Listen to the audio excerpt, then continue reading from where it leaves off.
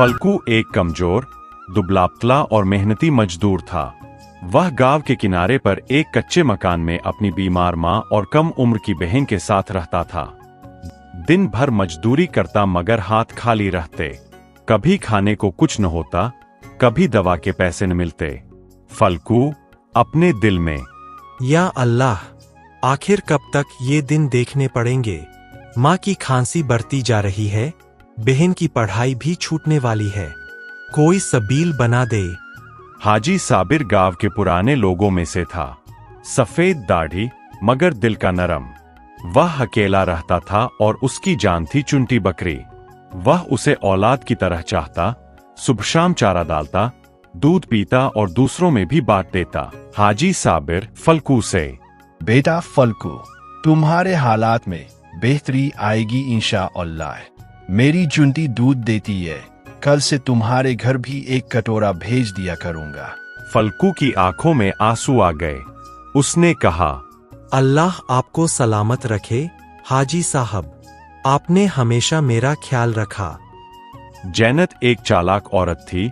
गांव में अकेली रहती थी क्योंकि उसका शौहर शहर मजदूरी करने गया था। उसकी नजर हमेशा दूसरों के माल पर रहती। उसने चुनटी बकरी के बारे में सुना था कि वह बहुत दूध देती है।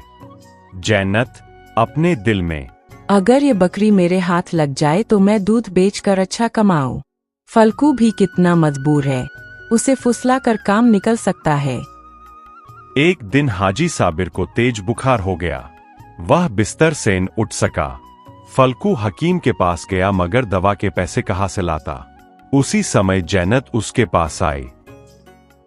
फल्कू भाई, तुम्हारे घर में फाके है, माँ बीमार है और तुम उधार के बोझ तले दबे हो। एक बात मान लो, हाजी की बकरी बेच दो, वैसे भी वो ज्यादा दिन के मेहमान नहीं।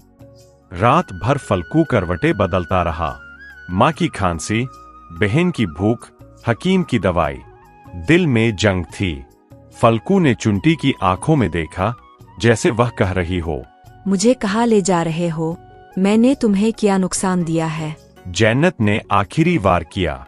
फल्कू, कल शहर का व्यापारी आ रहा है, वो बकरी के 5,000 देगा, आधे तुम्हारे आधे मेरे, ये मौका न गवाना।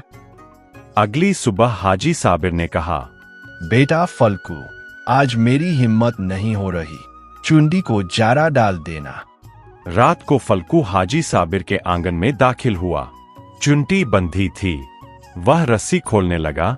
बकरी ने हल्की सी आवाज निकाली। दिल कांपा मगर हाथ न रुके।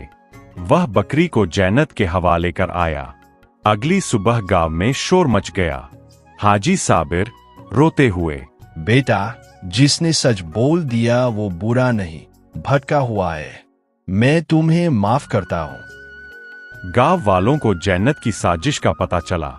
सबने उसे लालची कहकर शर्मिंदा किया। बाद में गांव ने मिलकर हाजी साबिर के लिए एक नई बकरी खरीदी।